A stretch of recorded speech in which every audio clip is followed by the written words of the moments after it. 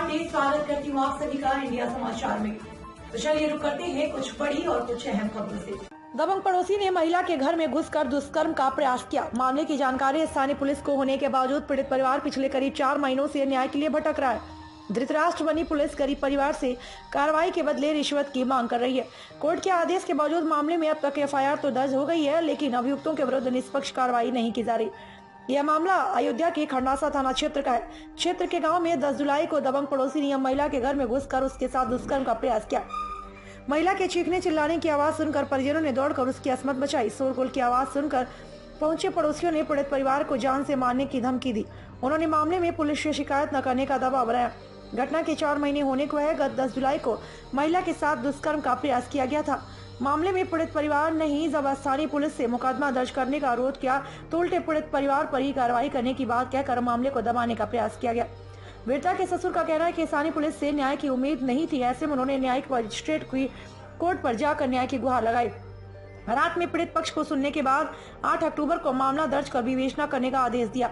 आरोप है कि पीड़िता जब कोर्ट के आदेशों की कॉपी लेकर थाने में मुकदमा दर्ज कराने पहुंची तो पुलिस की ओर से आनाकानी हो गई। कोर्ट के आदेश जारी हुए 1 महीने बीत चुकी, लेकिन अब तक मामले में एफआईआर दर्ज नहीं हुआ। मामले में कोर्ट ने 8 अक्टूबर को आरोपियों के विरुद्ध मुकदमा पंजीकृत कर विवेचना का आदेश दिया। मामले में 3 नवंबर को एफआईआर दर्ज की गई। आरोप है कि मामले में विवेचना के नाम पर रिश्वत की मांग की जा रही है। पीड़िता के ससुर ने आरोप लगाया कि पुलिस की ओर से मुकदमा दर्ज करने के बदले 2000 रुपए की मांग की जा रही है। आर्थिक तंगी से जूझ रहा गरीब परिवार यह रकम पुलिस को नहीं दे पा रहा। जैसे तैसे धान बेचकर 1000 की रिश्वत पुलिस को दी जा चुकी है। अयोध्या से मोहम्मद आलम की रिपोर्ट। श्रीमान, ये जुलाई 7-10 का घटना है। 7-10 का घटना ये है कि हमारी बहू जो है लेटी थी आंगन में। एक भतीजा हमारा बिल्कुल सटा हुआ घर है और वो रात 8:30 पौने 9 बजे के टाइम था। वो अपने आंगन से हमारे आंगन में आ गया। ऐसे एक बार और किया था, लेकिन मुझे थोड़ा जानकारी हुई तो मैंने कहा कि चलो अपना ही बच्चा है, वो भी चलो कोई बात नहीं, क्षमा कर दिया लोक लाज बचा करके। और दूसरी बात, यही घटना फिर से चालू किया तो हमारी बहू चिल्लाई। वहाँ जब पकड़ लिया इनको तो उसको घसीटते हुए भगे। इतने में हमारी बहू का, हमारी जनानी जो थी काशीराम की, वो बगल आगे चौपार में लेटी थी। जब उसने भगा उसको घसीटते हुए तो काशीराम की औरत वो भी सामने थी, पड़ गई, पकड़ लिया उसने भी। जब उनके घर वाले ये समझे कि वो घर में कूद गए हैं, पकड़ जाएंगे, मार जाएंगे, तब पूरे परिवार सहित उनको पकड़ करके ले गए राम भुलावन को ले गए और हम लोगों को भद्दी गालियां देते हुए, धमकाते हुए, तुम लोग झूठ बोलते हो, झूठा करते हो, तुमको हम जान से मार डालेंगे। इसलिए हम बगल एक मौर्या के यहाँ टीवी देख रहे थे। जब गुहार हुआ, हलचल हुआ तो हम भी आए, हम भी देखे वो कांड। हमारे 2 बच्चे थे, रामदयाल, दीपू, वो कोरोना की वजह से खेत में लेटे थे। जब उन्होंने भी खबर पाया तो उन्होंने भी आया। इतने में उनको पकड़ ले गए अपने घर को। पुलिस आ गई तो उनके परिवार वालों को ले गए, उल्टा सीधा डॉक्टरी करवाए रात में ही। और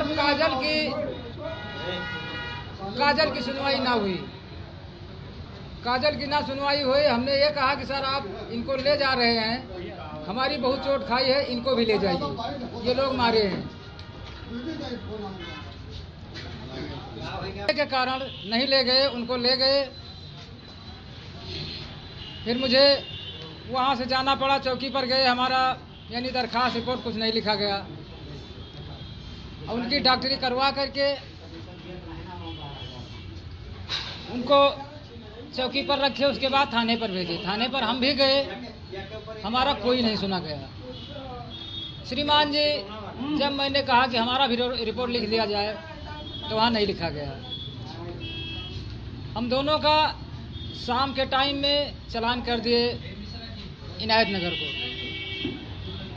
वहाँ हमारे सदस्य 4 थे, काशीराम, श्रीराम, श्रीमान जी। फिर मेरी जब सुनवाई नहीं हुई तो मुझे अदालत का शरण लेना पड़ा। वहाँ अदालत पे गए, फिर वहाँ रिपोर्ट लिखवाई, अपनी हालत सब बताए सुनाए। वहाँ से आदेश करवाए रिपोर्ट लिखवा करके। फिर वो आदेश का कागज़ जो है थाने पर आया। यहाँ पर भी FIR नहीं लिख जा रही हमारी।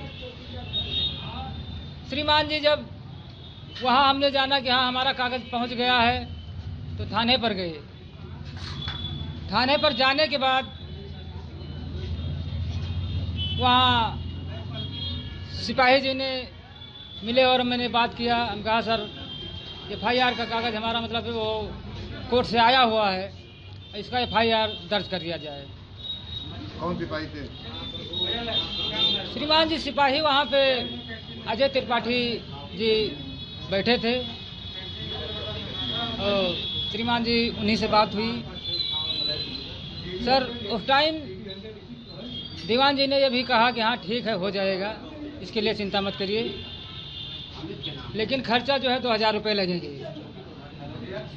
हमने हाथ पैर जोड़ा, हमने कहा श्रीमान जी हम लवनी बिनिया करते हैं, दूसरे के यहाँ काटते पीटते हैं, हमारे यहाँ कुछ हमारे पास ज़्यादा तो रकम है नहीं, लेकिन ऐसा है कि अगर आप इसको करवा दीजिए। हम बहुत लाचार हैं, क्योंकि हमारा विपक्षी मुझे आए दिन शाम सुबह आता है, कहीं से आता है, दारू पीता है, दारू पी करके गाली भी देता है, हमारे बच्चों को परेशान करता है, बहू को तंग करता है। ये दबंगई के ऊपर चलते हैं। श्रीमान जी सब कुछ बताया सिपाही जी से। फिर उन्होंने कहा कि ठीक है कोई बात नहीं, काम हो जाएगा, लेकिन खर्चा लगेगा। तो उस दिन तो हमारे पास कुछ नहीं थे। हाथ पैर जोड़े, हमने कहा सर आपसे विनती कर रहे हैं, रिक्वेस्ट कर रहे हैं। सर हमने कहा कि ठीक है जुगाड़ करके हम कल आएंगे। फिर दूसरे दिन हमने धान बेच